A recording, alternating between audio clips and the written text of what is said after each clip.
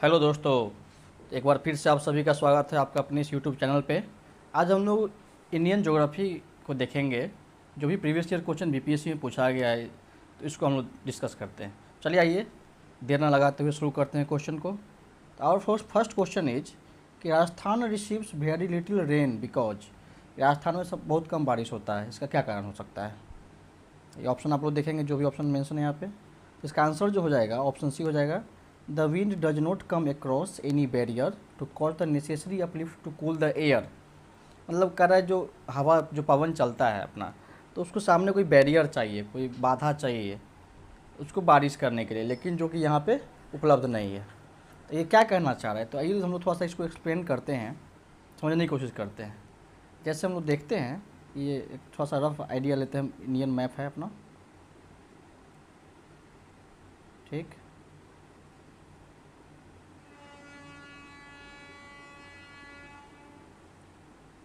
ये बन गया मैप। थोड़ा सा ये रफ ले लीजिएगा, उतना अच्छा से नहीं ड्रॉ हो पाता है, इसमें हमने थोड़ा सा टाइट है अपना हाथ। तो क्वेश्चन कह रहा है कि ये सॉरी ऑप्शन इसमें है कि कोई बैरियर सामने नहीं आता है हवा के। तो आखिर ये क्या करना चाह रहा है? तो देखिए, जैसे यहाँ पे साउथ वेस्ट मानसून जो शुरू होता है अपना जून के महीने में, जैसे कि अभी न्यूज़ में आ रहा है कि अंडमान निकोबार के तट पे अपना मानसून आ चुका है। तो यहाँ पे तो ये हम लोग जानते हैं कि पश्चिमी घाट है, वेस्टर्न घाट है। तो यहाँ पे तो ये इससे टकरा जाता है और अपलिफ्ट होके कूल होता है, ठीक, और फिर बारिश करता है, कंडेंसेशन वाला जो प्रोसेस है अपना। तो ये यहाँ पे नहीं हो पा रहा है, ठीक। अब ये देखिए, जैसे ये गुजरात होते हुए जब यही हवा आगे बढ़ता है राजस्थान के तरफ, तो यहाँ पे कोई बैरियर नहीं है। जैसा कि हम जानते हैं कि राजस्थान में अरावली पर्वत श्रेणी है।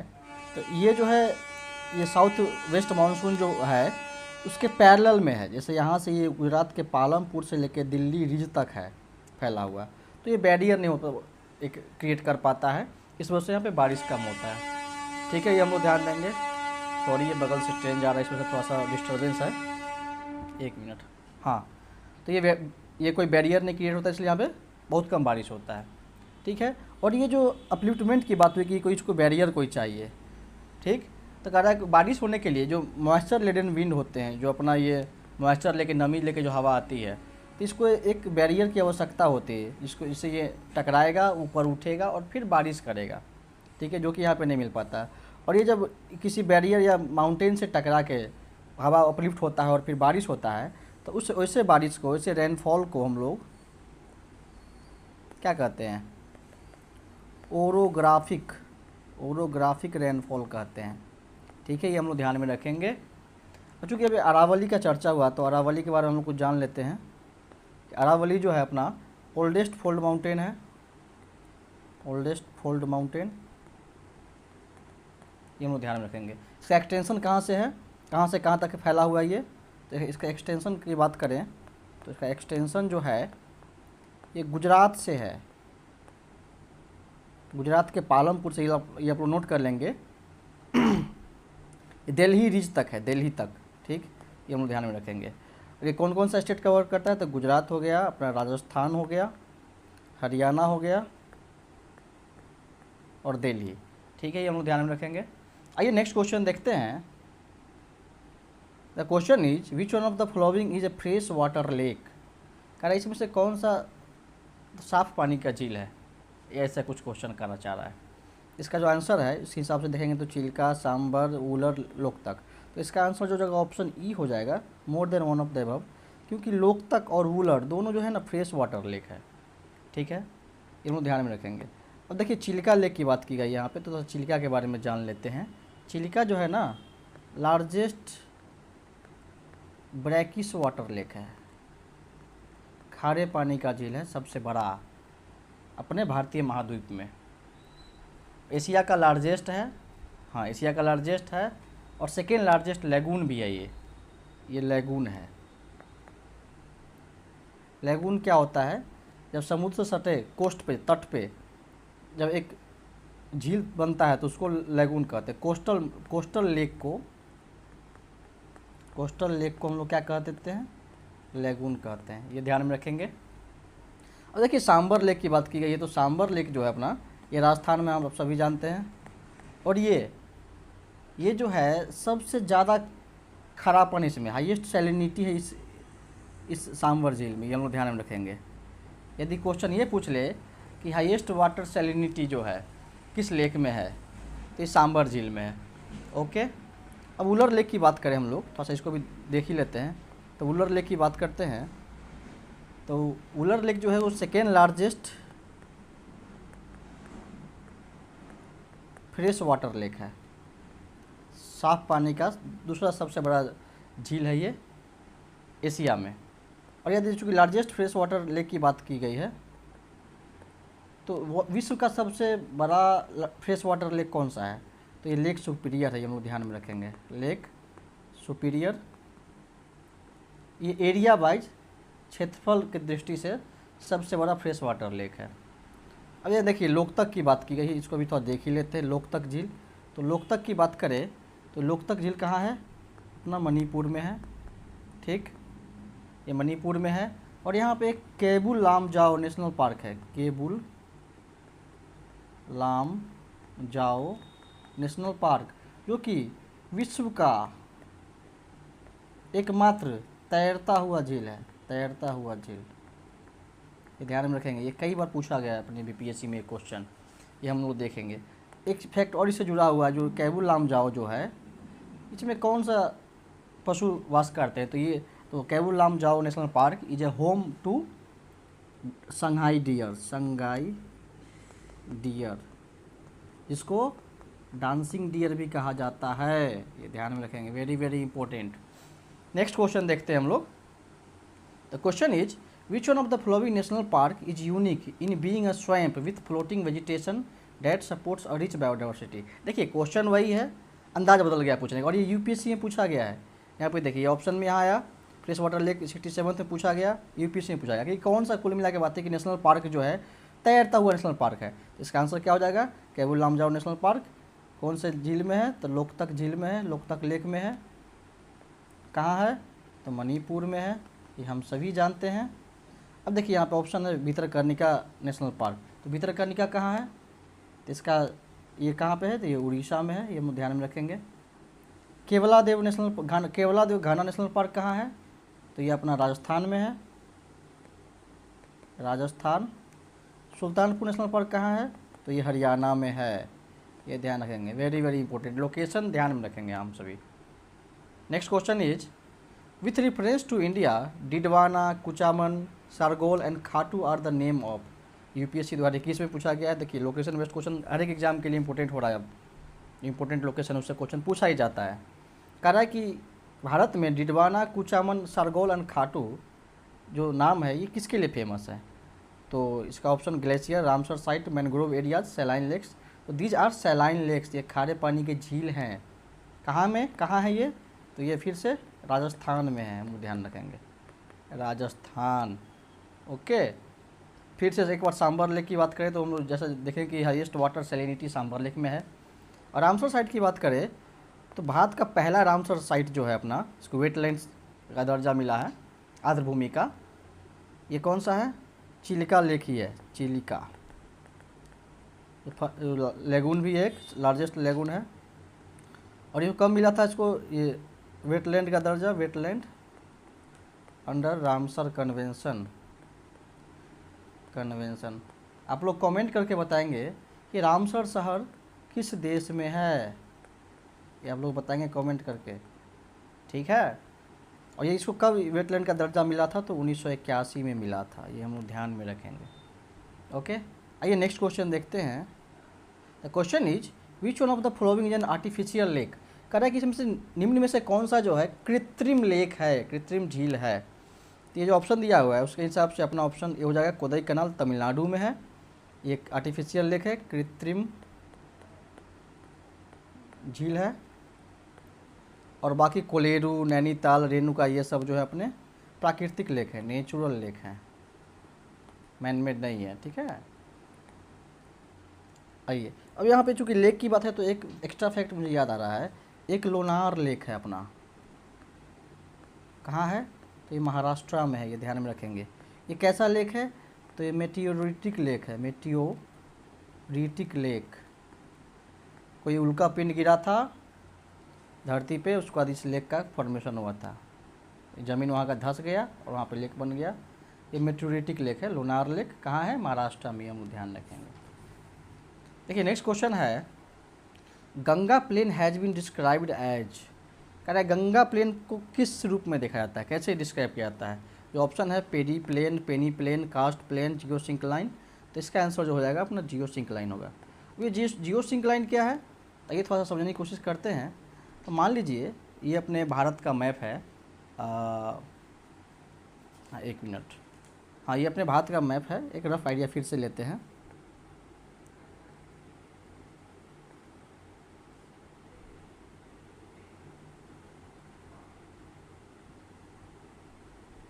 ठीक है, तो अच्छा मैप नहीं बन पाता है। तो ये हम सभी जानते हैं कि ये वेस्टर्न घाट है, ये ईस्टर्न घाट है, ये अपना हिमालयन रेंजेज हैं, ये इधर डेक्कन प्लेट्यू हो गया, ये डेक्कन प्लेट्यू हो गया। ये जो है अपना खास कर ये क्या है, अपना प्लेन है, ये इंडो गंगेटिक प्लेन कहा जाता है। ठीक, इधर ब्रह्मपुत्रा प्लेन है। इस हिसाब से अब हम देखेंगे कि जियो सिंक्लाइन गंगा प्लेन, ये जो गंगा प्लेन है अपना, इसको जियो सिंक्लाइन क्यों कहा जाता है। तो ये जो है एक डिप्रेशन था एक समय में, डिप्रेशन मतलब यहाँ का जो भूमि है ना काफ़ी धंसा हुआ था। इसमें जो है हिमालयन नदियाँ जो भी आई, ये इधर से सेडिमेंट गाद को लेके आई और इसमें डिपॉजिट कर दिया, उससे इस प्लेन का फॉर्मेशन हुआ, इसलिए इसको जियो सिंक्लाइन कहा जाता है। ये हम लोग ध्यान में रखेंगे। इस जियो सिंक्लाइन की बात है तो विश्व में और भी कई जियो सिंक्लाइन हैं, तो उसमें से हम लोग देखते हैं। जैसे एग्जांपल में देखें, एक तेथीस सी है, तेथीस सागर कहाँ, एशिया का। ठीक, और देखें अपलेशियन है, अपलेशियन जियो सिंक्लाइन है, ये कहाँ पे है, ये उत्तरी अमेरिका में है, नॉर्थ अमेरिका में। और एक और है सेलोडोनियन जियो सिंक्लाइन, ये कहाँ है, ये अपना ग्रेट ब्रिटेन में है, ब्रिटेन में है। ठीक, ये सारे जियो सिंक्लाइंस हैं, इसको कहते, ध्यान रखेंगे। तेथीसी, एप्लेशियन जियो सिंक्लाइन, सेलेडोनियन कहाँ है, ग्रेट ब्रिटेन में। गंगा प्लेन को हम लोग क्या कहते हैं, जियो सिंक्लाइन कहते हैं। 67 जो पेपर कैंसिल हो गया था उसमें ये क्वेश्चन आया था। ठीक है, आइए लोग नेक्स्ट क्वेश्चन देखते हैं। Question is the river Damodar, Koyal and Subarnarekha originate from which one of the flowing. कह रहा है कि दामोदर, कोयल और सुवर्ण रेखा नदी जो है उद्भव या उत्पन्न कहाँ से, उत्पत्ति कहाँ से होता है। इसका आंसर जो हो जाएगा ऑप्शन सी, छोटा नागपुर प्लेट्यू हो जाएगा। ठीक, अब छोटा नागपुर प्लेट्यू की बात करें तो यहाँ से अपने बिहार में, जैसे ये देखिए मोटा मोटी अपने बिहार का मैप है, एक रफ मैप लेते हैं तो ये बीच में गंगा नदी है, ये नॉर्थ बिहार और ये साउथ बिहार है। इधर से जो भी नदी है हिमालयन रिवर आती है, गंडक हो, बूढ़ी गंडक हो, बागमती हो, कोसी हो। ठीक, और इधर से जो भी नदी जाती है उसको, ये साउथ बिहार में इसको सॉरी, इसमें जो भी रिवर है जैसे सोन है, पुनपुन है, फल्गु है, अजय है, क्यूल है, तो ये सारी मतलब पठारी भाग से नदी निकलती है और अपने दक्षिण बिहार में जाता है। तो साउथ बिहार में कौन कौन सा नदी जो है छोटा नागपुर प्लेट्यू से निकल के जाता है, तो इसको हम देखेंगे, इसके बारे में जानना जरूरी है। जैसे एक पुनपुन है, पुनपुन यहाँ पे लिख लेते हैं हम लोग, पुनपुन। एक सकरी है,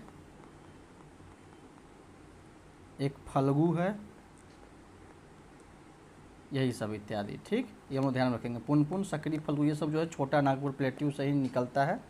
ठीक है, वैसे दामोदर, कोयल, सुवर्ण रेखा भी छोटा नागपुर प्लेट्यू से निकलता है।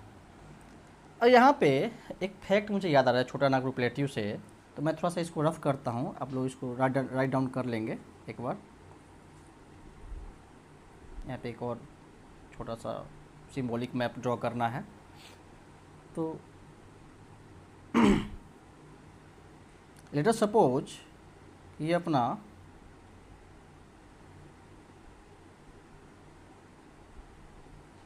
ये जो है हाफ मैप बनाया हम लोग इंडिया का, बस एक सिंबॉलिक।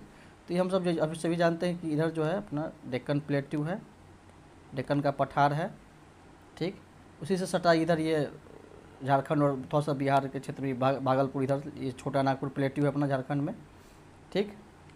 तो ये ये डेक्कन प्लेट्यू का ही पार्ट छोटा नागपुर प्लेट्यू है, और इसी का एक्सटेंशन जो है यहाँ पे जो है इधर मेघालय प्लेट्यू में मिलता है। मेघालय में, वो ध्यान में रखेंगे, मेघालय, गारो खासी जयंतिया जो है मेघालय में है, पहाड़ियाँ, ये हम सभी जानते हैं। और इसका इसी का एक्सटेंशन है, डेक्कन प्लेट्यू का एक्सटेंशन है। अब ये चूँकि बीच में एक्सटेंशन हम लोग कर रहे हैं, तो बीच में तो ये प्लेट्यू नहीं दिख रहा है, पठार नहीं है, तो ये डेक्कन प्लेट्यू या छोटा नागपुर प्लेट्यू जो है मेघालय प्लेट्यू से कैसे सेपरेट होता है। तो यहाँ पे पहले कुछ ऐसा हुआ हो कि यहाँ पे एक मालदा एक जगह है बंगाल में, इसमें डिप्रेशन आ गया, ठीक है। इसके वजह से ये दोनों एक दूसरे से सेपरेट हो जाते हैं, यहाँ पे सेपरेट हो जाते हैं, ठीक। तो इसीलिए इसको मालदा गैप भी कहा जाता है, मालदा गैप, ठीक है। मालदा गैप को एक और हम नाम से हम लोग जानते हैं, क्योंकि ये देखिए ये भागलपुर का क्षेत्र जो है, बिहार और झारखंड का जो क्षेत्र है कॉमन एरिया, इसको राजमहल हिल कहा जाता है, राजमहल हिल के नाम से जानते हैं हम लोग। और इधर ये गारो पहाड़ियाँ हैं, पहाड़ी है, तो इसको मालदा गैप को एक और हम नाम से हम लोग जानते हैं, गारो राजमहल गैप। मालदा दरार या मालदा गैप या मालदा फॉल्ट तो बोलते ही, इसको गारो राजमहल गैप भी कहा जाता है, तो ये हम लोग ध्यान में रखेंगे। नेक्स्ट क्वेश्चन देखते हैं, compare the Himalayan river with the peninsular river based on the flowing comparison. कह रहा है कि हिमालयन रिवर को, हिमालयन नदी को प्रायद्वीपीय नदी से तुलना करना है। तो पहला ऑप्शन है अपना कि most of the Himalayan rivers are perennial whereas most of the peninsular rivers are rain fade.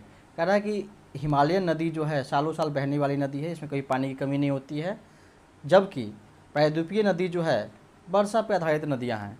हाँ, ये बिल्कुल सही बात है। जैसे हम लोग देखेंगे कि ऊपर से ये जो भी नदियाँ आती हैं हिमालय के से आती है इधर, तो इधर ग्लेशियर वगैरह है, मेल्ट होते रहता है, तो कंटिन्यूस वाटरफॉल होते रहता है। कि इधर पठारी क्षेत्र है, इधर से जो भी नदी जाता है तो वर्षा आधारित होता है, ये हम ध्यान में रखेंगे। द सेकेंड, तो ये पहला ऑप्शन सही हो जाएगा अपना।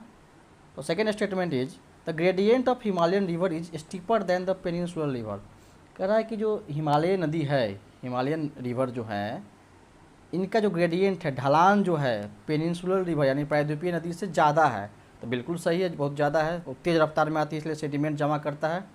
इधर के जो नदी है उसमें सेडिमेंट बहुत कम होता है, क्योंकि हार्ड रॉक है, इधर हार्ड रॉक है अपने प्लेट्यू में, इधर सॉफ्ट रॉक है, इस वजह से यहाँ नदी कटाव ज़्यादा करती है और सेडिमेंट को इकट्ठा कर देती है इधर गंगेटिक प्लेन में। तो इसका ये भी ऑप्शन सही हो जाएगा। अब स्टेटमेंट 3 है, the peninsular river causes more erosion on its way in comparison to the Himalayan river. प्रायद्वीपीय नदी है सब बहुत ज़्यादा इरोजन करती है, ठीक है, in comparison to Himalayan river तो नहीं है, जैसा इसका जस्ट अपोजिट हो जाता है कि हिमालयन रिवर ज़्यादा इरोजन करता है, क्योंकि इसमें इधर इस क्षेत्र में जो भी है न्यूली और माउंटेन है, जो भी नए नए माउंटेन बने हैं, जैसे हिमालय सब क्या है नया पर्वत श्रृंखला है, लेकिन ये प्लेट्यू वो काफ़ी पुराना है इसके तुलना में, तो इधर हार्ड रॉक है तो इधर इरोजन नहीं हो पाता है, इधर सॉफ्ट रॉक है तो इरोजन होता है। तो ये स्टेटमेंट गलत। तो छाँटने का सबसे आसान तरीका, यदि हमको ये बस ये भी पता होता तो ये कट गया, ये कट गया, ये कट गया, तो our answer is option A यानी 1 and 2 ओनली। आइए फिर नेक्स्ट क्वेश्चन देखते हैं। देखिए क्या क्वेश्चन पूछा गया, Pahalgam in Kashmir is located on the bank of river. देखिए पहलगाम अभी काफ़ी चर्चा में रहा है, अपने भारतीय जवानों ने ऑपरेशन सिंदूर के तहत उनका तो जो छक्का छुड़ाया है वो आप सभी जानते ही हैं। देखिए तो पहलगाम नदी जो है, सॉरी पहलगाम जो जगह है कश्मीर में, ये लीडर नदी पे है, ये हम लोग ध्यान में रखेंगे, काफ़ी इम्पोर्टेंट है, और ख़ास कर अभी का जो सिनारियो चला उसमें तो जानना ही चाहिए हम लोग को। और इसमें ऑप्शन देख रहे हैं श्योक, तो श्योक के बारे में हम लोग जान लेते हैं।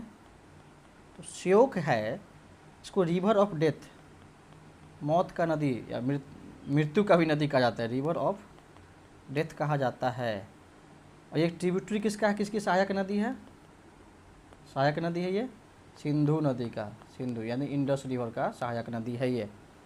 झेलम की बात करें तो झेलम का कहाँ से उत्पन्न होता है, झेलम ओरिजिन कहाँ से है इसका, तो वेरी नाग है एक जगह, ठीक है, कश्मीर वैली में वेरी नाग से इसका उत्पन्न होता है।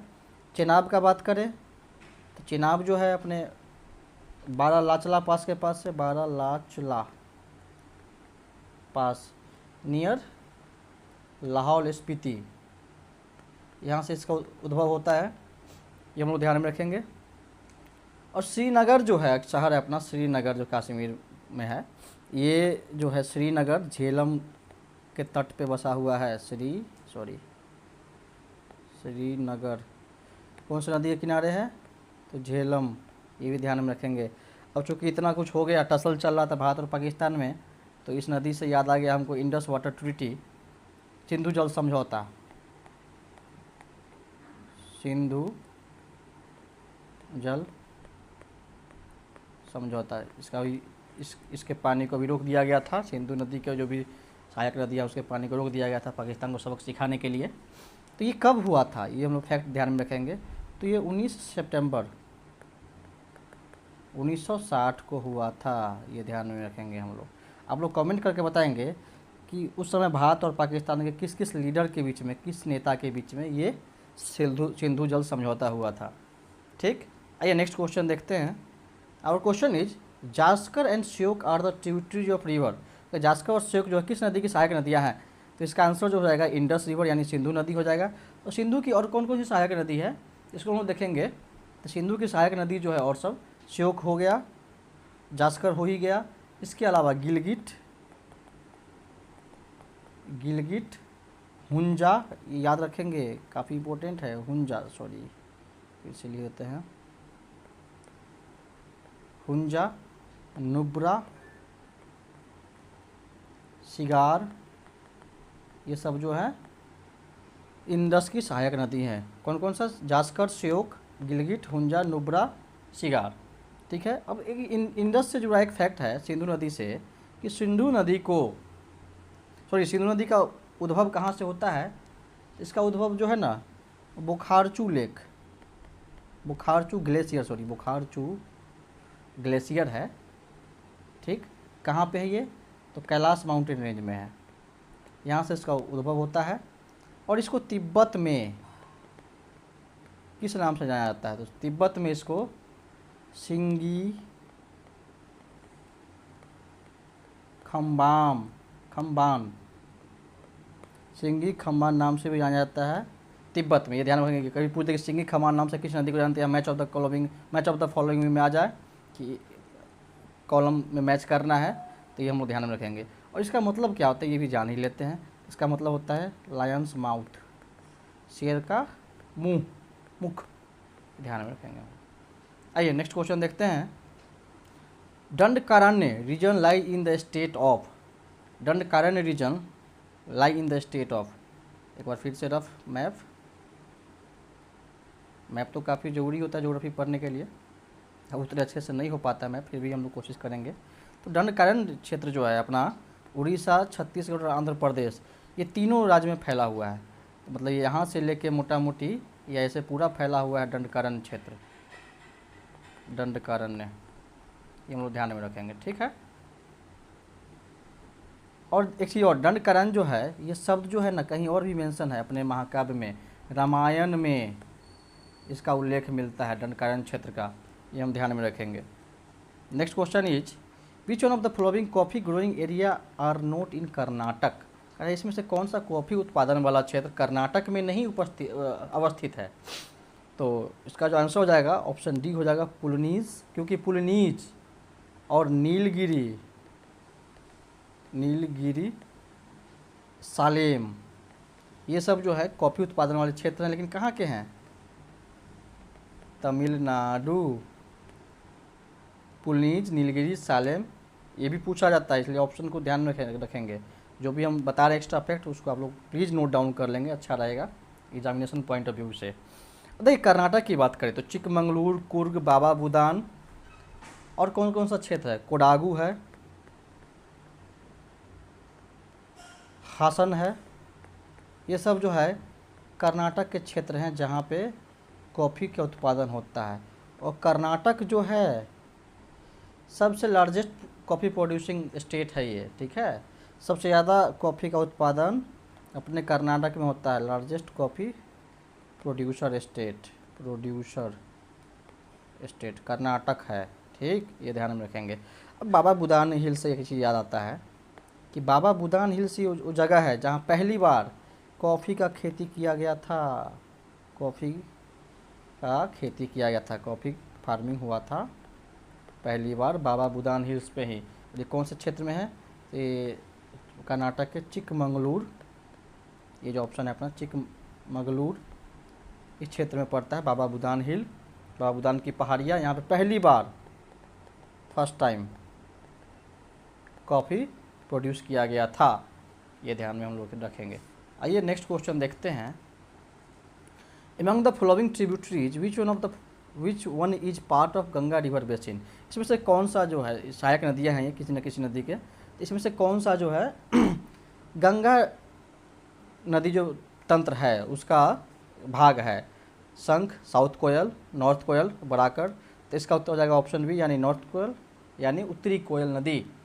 ये जो है अपने छोटा नागपुर प्लेट्यू से निकलता है, ठीक, नागपुर प्लेट्यू से निकलता है और सोन नदी की सहायक नदी बन के रूप में काम करता है। जैसे मान लीजिए अपनी ये अमरकंटक है, यहाँ से एक मिनट थोड़ा सा और इधर कर ले, हाँ, एक जगह है अमरकंटक, यहाँ से सोन नदी निकला, ठीक, सोन निकला, इधर से यहाँ पे नॉर्थ कोयल मिलेगा, नॉर्थ कोयल, ठीक, और एक मिलेगा रिहांद, और ये कौन सी नदी है? सोन। ये जो है आगे जाके यहाँ पे गंगा में मिल जाते हैं, गंगा में, बिहार में कहाँ पे मिल जाते हैं? गंगा में एक जगह है जिसको हम लोग कहते हैं दानापुर, पटना। दानापुर के पास पटना में गंगा में सोन नदी मिल जाती है, तो उस हिसाब से ये गंगा रिवर सिस्टम का पार्ट है नॉर्थ कोयल और रिहांद, और सोन तो ट्रिब्यूटरी हैं ही, ठीक, ये हम लोग ध्यान में रखेंगे। एक एक्स्ट्रा फैक्ट याद आ रहा है इसी पे कि अमरकंटक जो है यहाँ से एक तो सोन नदी निकला, ठीक है, इधर एक महानदी निकलती है, महानदी, और इधर नर्मदा। आप लोग कमेंट करके बताएंगे कि धुआंधार जलप्रपात कौन से नदी पे स्थित है, अवस्थित है, ठीक। आइए नेक्स्ट क्वेश्चन देखते हैं। Question is coral reefs are not found in which one of the following region? कहता है कोरल रीफ इसमें से कौन से क्षेत्र में नहीं पाए जाते हैं? तो ऑप्शन जो है अपना गल्फ ऑफ कच्छ, मन्नार, इस दोनों में तो है, कैम्बे में, गल्फ ऑफ कैम्बे में, यानी खंभात की खाड़ी, इसको खंभात भी कहते हैं, खंभात या खंभात की खाड़ी, यहाँ पे कोरल रीफ नहीं पाए जाते हैं, तो इसका आंसर ऑप्शन ए हो जाएगा, ठीक है। अब थोड़ा सा देख लेते हैं, ये कोरल रीफ की बात करें तो लार्जेस्ट कोरल रीफ जो है कहाँ पाया जाता है? सबसे बड़ा कोरल रीफ ये अपना ग्रेट बैरियर है, ठीक, ग्रेट बैरियर, ये कहाँ पाया जाता है? तो सपोज ये ऑस्ट्रेलिया है अपना, तो ऑस्ट्रेलिया के ईस्ट कोस्ट पे, यानी पूर्वी तटीय रेखा पे, यहाँ पे पाया जाता है ग्रेट बैरियर रीफ। इस विश्व का सबसे बड़ा कोरल रीफ है, ये हम लोग ध्यान में रखेंगे। तो आइए नेक्स्ट क्वेश्चन फिर से एक बार देखते हैं। In which state is the Khambhat region located? देखिए खंबात, यहाँ भी ऑप्शन में कुछ पूछा, वहाँ से भी क्वेश्चन उठा के पूछ दिया। देखिए इस 65वीं बीपीएससी में, ये बिहार असिस्टेंट प्रोसिक्यूशन ऑफिसर में, ठीक, ये पूछा है, कह रहा है कि in which state is the Khambhat region located. तो कुल मिला के बात इस क्वेश्चन से ये पता चलता है कि हम लोग को बेसिक इंडिया के लोकेशन के बारे में कुछ एक बेसिक आइडिया होना चाहिए। तो ठीक है, तो कह रहा है कि कौन से स्टेट में खंबात रीजन है, खंबात क्षेत्र है। चलिए फिर से इसको मैप के थ्रू देखते हैं हम लोग।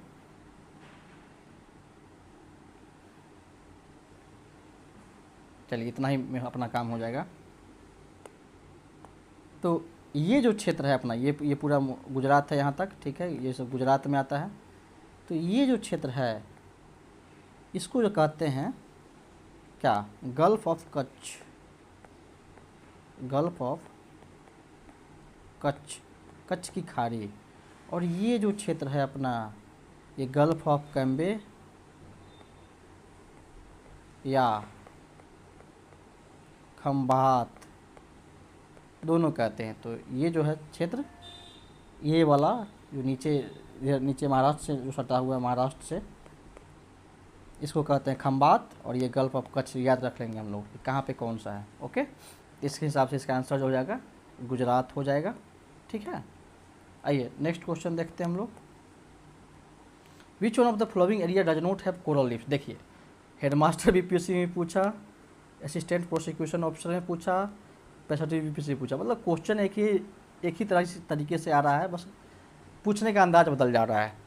तो कह रहा है कि इसमें से कहाँ कोरल रीफ नहीं है, तो कहाँ नहीं है हम सब जानते हैं। गल्फ ऑफ खंबात में नहीं है, अंडमान निकोबार में है, यहाँ नहीं है, गल्फ ऑफ कच्छ में है, मन्नार में है, ये हम सभी जानते हैं। अब ये मन्नार कहाँ पे है, तो यहाँ पे इधर ये श्रीलंका है अपना, ये सॉरी इधर जो भी है श्रीलंका है, रफ ले लेंगे आइडिया। तो यहाँ पे जो है ना मन्नार की खाड़ी है, मन्नार की खाड़ी, ये ध्यान में रखेंगे। कच्छ बता ही दिए हैं, अंडमान निकोबार अपना यहाँ पे है, ये हम सभी जानते हैं। आइए नेक्स्ट क्वेश्चन देखते हैं।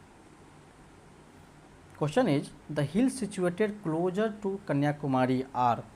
कह रहा है कन्याकुमारी के निकट, इसमें से कौन से सबसे निकट जो है पहाड़ियाँ ऊपर मतलब सिचुएटेड है, उसका लोकेशन जो है कन्याकुमारी के नज़दीक है। तो देखिए जैसे यहाँ पे कन्याकुमारी है, कन्याकुमारी। इस क्वेश्चन के हिसाब से इसका आंसर जो हो जाएगा, यहाँ पे एक है इलायची की पहाड़ी, इसको कार्डमम भी कहते हैं, इलायची की पहाड़ी कार्डमम, ठीक। तो इसका आंसर जो हो जाएगा ऑप्शन सी हो जाएगा कार्डमम। इसी के जस्ट ऊपर है अन्नामलाई, माने ये वाला, ये अन्नामलाई, ठीक, अन्नामलाई। तो अन्नामलाई के बारे में हम लोग जान लेते हैं। तो अन्नामलाई जो है अपना कहाँ फैला हुआ है, इसका एक्सटेंशन जो है तमिलनाडु प्लस केरला में है, ओके। इसकी सबसे हाईएस्ट पीक जो है अनाईमुडी, ठीक, ये कहाँ पे लोकेटेड है, तो इसका लोकेशन है केरला में, ये ध्यान में रखेंगे। अन्नामलाई हिल तो तमिलनाडु और केरल, ऐसा थोड़े हम लोग ना बांट दें कि तमिलनाडु है ये केरल है, लेकिन पहाड़ थोड़ी मानेगा, पहाड़ी थोड़े मानेगा कि नहीं हम इतने दूर में रहेंगे, तो इसलिए ये ध्यान में रखेंगे हम लोग। तो तमिलनाडु और केरला में फैला हुआ है, लेकिन इसकी जो सबसे बड़ी ऊंची चोटी है ये केरला में, और आई थिंक इसका जो हाइट है 2695 मीटर है। और ये वेस्टर्न घाट का, पश्चिमी घाट की सबसे ऊंची चोटी है, सबसे ऊंची चोटी है। कौन सा, अनाईमुडी, ये ध्यान में रखेंगे हम लोग। अब देखिए यहाँ पे नीलगिरी है, इससे भी जुड़ा भी एक फैक्ट हम लोग देख लेते हैं। हाँ पहले तो कार्डमम की बात करें तो कार्डमम भी तमिलनाडु और केरला में है, तमिलनाडु और केरला में फैला हुआ है, ठीक, ये ध्यान में रखेंगे केरला में। और नीलगिरी की बात करते हैं, तो आइए थोड़ा सा नीलगिरी के बारे में इन डिटेल देख लेते हैं। तो जहाँ पे वेस्टर्न घाट और ईस्टर्न घाट आके मिलता है, उस जगह को हम लोग नीलगिरी पहाड़ी कहते हैं, नीलगिरी, यानी ये वेस्टर्न घाट, ये ईस्टर्न घाट, पश्चिमी घाट और पूर्वी घाट जहाँ पे आके मिलते हैं वो नीलगिरी हिल है, ठीक। और नीलगिरी हिल कौन कौन से राज्य में है ये भी ध्यान में रखेंगे। कई बार ऐसा क्वेश्चन पूछ देता है कि दिमाग हिल जाता है, इसलिए ध्यान रखेंगे। केरला में है, प्लस कर्नाटक में है, केटी के शॉर्ट में, प्लस तमिलनाडु में है, तीनों जगह इसका बाउंड्री कवर होता है। और नीलगिरी जो है अपना पहला भारत का फर्स्ट बायोस्फीयर रिजर्व भी है, फर्स्ट बायोस्फीयर रिजर्व, ठीक है। इसका हाईएस्ट पीक कौन सा है, तो इसका हाईएस्ट पीक जो है हम लोग यहाँ पे देख लेते हैं, डोडा बेटा, ये जो इसका हाईएस्ट पीक है डोडा बेटा। और आई थिंक इसका हाइट आप लोग चेक करके बताएंगे थोड़ा सा। डोडा बेटा का हाईएस्ट पीक है, हाँ याद आ गया, 2637 मीटर, ये हम लोग ध्यान में रखेंगे। डोडा बेटा नीलगिरी का हाईएस्ट पीक है, ओके। और इसी नीलगिरी पहाड़ी पे ऊटी एक जगह है, ऊटी तो आप सभी जानते ही होंगे, ठीक। और सेवरा हिल की बात करें तो सेवरा हिल तमिलनाडु में है, ध्यान रखेंगे। था लोकेशन बेस्ड है, मैप से आप लोग यदि कुछ लोकेट कर ले तो ज़्यादा बेहतर रहेगा। आइए नेक्स्ट क्वेश्चन देखते हैं। In India the state with the largest area under dense deciduous forest cover is. Bharat में कौन सा राज्य में सबसे ज़्यादा घना या सघन पतझड़ वन है, ठीक। तो अभी एक रिपोर्ट आया था, ISFR का रिपोर्ट आया था, Indian state of forest report, भारतीय राज्य वन जो रिपोर्ट आया था, उसके तहत ये पता चला कि सबसे ज़्यादा जो डेंस डेसिडुअस फॉरेस्ट कवर है महाराष्ट्र में है, सॉरी मध्य प्रदेश में है। तो इसी हिसाब से इसका आंसर जो हो जाएगा ऑप्शन सी हो जाएगा। यदि पूछा जाए कि एमपी के बाद उसके बाद कहा सेकेंड नंबर पे कौन है, तो अरुणाचल प्रदेश है, अरुणाचल प्रदेश, ठीक। उसके बाद छत्तीसगढ़, और फिर उसके बाद बात करें तो उड़ीसा, और उससे कम महाराष्ट्र। तो ये ध्यान में रखेंगे, कई बार पूछ देगा कि सेकेंड मोस्ट डेंसिडियस फॉरेस्ट कवर कहाँ है, कौन से स्टेट में है, तो अरुणाचल में है। या फिर क्रोनोलॉजी दे देगी, इसमें से which one of the following is correct, 4 option दे दे, इसी को सफल कर दे, इसको इधर बैठा दे, कभी इसको इधर कर दे, कभी इसको इधर, कभी इसको इधर। तो ये क्रोनोलॉजी याद रखेंगे, पहले एमपी है, फिर अरुणाचल प्रदेश है, फिर छत्तीसगढ़ है, फिर उड़ीसा है, फिर महाराष्ट्र है, ठीक है। तो आज के लिए बस इतना ही, भी और भी ज़्यादा क्वेश्चन है जो भी प्रीवियस ईयर में पूछा गया है, तो हम उसको डिस्कस कर लेंगे। फिलहाल इतना ही, चलिए, thank you and keep watching. Hello दोस्तों, तो आज हम लोग इंडियन फिजियोग्राफी के इस क्वेश्चन सीरीज़ को आगे बढ़ाते हैं और आज इसका लास्ट पार्ट हम लोग डिस्कस करेंगे, ठीक है। आजकल हम ये नोटिस कर रहे हैं कि ज्योग्राफी जो है बीपीएससी के लिए काफ़ी इंपॉर्टेंट हो गया है, क्योंकि पिछले 3-4 साल में इसमें 15 से 17 क्वेश्चन तक पूछे जाते हैं प्रीलिम्स में। तो इस पॉइंट ऑफ व्यू को देखते हुए हम लोग इस सीरीज़ को शुरू किए हैं और कोशिश रहेगा कि आपको ज़्यादा से ज़्यादा बेनिफिट इससे मिल पाए। तो आइए देर न लगाते हुए क्वेश्चन को शुरू करते हैं। तो अपना पहला क्वेश्चन है, which one of the following state has a highest percentage of area under forest. देखिए, जैसा कि हमने प्रीवियस वीडियो के लास्ट क्वेश्चन को भी डिस्कस किया था, जैसे यहाँ पे देख सकते हैं, ये देखिए largest area under deciduous forest cover पूछा है 65th बीपीएससी में, ऐसे ही 63rd में भी पूछ चुका है। तो इसके हिसाब से कौन से राज्य में सबसे ज़्यादा जो है फॉरेस्ट है परसेंटेज वाइज, ठीक। यदि इसको देखें ऑप्शन को, तो इस ऑप्शन में से इसका आंसर जो हो जाएगा ऑप्शन डी हो जाएगा, अरुणाचल प्रदेश। ये कैसे हम लोग जानते हैं कि इसमें कौन से स्टेट में कितना फॉरेस्ट कवर है। एक रिपोर्ट भारत सरकार निकालते ही ISFR रिपोर्ट, ये 2021 में लेटेस्ट पब्लिश हुआ था। थोड़ा क्रॉस चेक आप लोग कर लेंगे। वैसे इसको कहते हैं Indian state of forest report. इसके तहत जो मोस्ट डेसिडुअस फॉरेस्ट की बात होती है, तो सबसे ज़्यादा मध्य प्रदेश में है, फिर अरुणाचल में है, फिर अपना छत्तीसगढ़, शॉर्टकट में लिखते हैं छत्तीसगढ़, फिर या देखेंगे आगे तो उड़ीसा, फिर महाराष्ट्र। ओके, एक चीज़ और हम इसमें एक फैक्ट देखें तो टोटल फॉरेस्ट कवर जो है इस रिपोर्ट के अकॉर्डिंग अपने भारत के टोटल एरिया का टोटल फॉरेस्ट कवर, तो ये 21.71% है of total geographical area of India, ठीक है। ये हम लोग ध्यान में रखेंगे। आइए नेक्स्ट क्वेश्चन देखते हैं, which one of the following is not a part of Meghalaya plateau. Meghalaya plateau, तो भुवन हिल्स, गारो हिल्स, खासी हिल्स, जैंतिया हिल्स। जैसा कि हम सभी जानते हैं गारो, खासी और जैंतिया जो है मेघालय प्लेट्यू का पार्ट है, लेकिन भुवन हिल जो है इसका पार्ट नहीं होगा। भुवन हिल्स की बात करें तो ये असम एंड मिजोरम के बाउंड्री पे पाया जाता है, ठीक है। ये पहाड़ी, भुवन पहाड़ी जो है असम और मिजोरम के बीच में पाया जाता है, ठीक है। अब देखिए मेघालय प्लेट्यू की बात करें तो मेघालय प्लेट्यू जो है ना एक काइंड ऑफ ब्लॉक माउंटेन है, ठीक है, ब्लॉक माउंटेन। ये ब्लॉक माउंटेन कैसे बनता है इस पे हम थोड़ा सा ध्यान देंगे। तो जब अर्थ क्रस्ट जो है, अर्थ का क्रस्ट जो होता है ज़्यादा स्ट्रेच कर जाए, जब स्ट्रेच होता है तो उसमें एक फॉल्ट के पास दरार जो होता है वहाँ से वो ब्रेक हो जाता है। ब्रेक कहाँ हो जाता है? एट द रेट फॉल्ट के पास, ठीक है। इसे तो ब्लॉक माउंटेन का फॉर्मेशन होता है। जैसे यहाँ पे ऐसे देखिए, ऐसे ऐसे ऐसे ऐसे ऐसे, ये कुछ लैंडमार्क जो है नीचे धंस जाएगा, कुछ ऊपर उठ जाएगा, इसी को ब्लॉक माउंटेन कहते हैं। इससे ये भी क्वेश्चन पूछा गया है कि जो अपर अफ्लूटमेंट वाला ये पार्ट जो है ब्लॉक माउंटेन का, इसको क्या कहते हैं? तो इसको हम लोग हॉर्स्ट कहते हैं, HORST, हॉर्स्ट। और ये डाउनवर्ड वाले को क्या कहते हैं? तो ग्रैबन कहते हैं। ये भी ध्यान में रखेंगे हम लोग।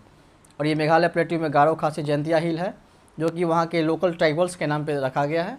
ओके, आइए लोग नेक्स्ट क्वेश्चन को देखते हैं। और question is, which one of the flowing soil is deposited by river. कहते नदी के द्वारा कौन से मिट्टी का या मृदा का ये डिपोजिशन होता है? तो अपना आंसर हो जाएगा एलुवियल सॉइल यानी जलोढ़ मिट्टी, जलोढ़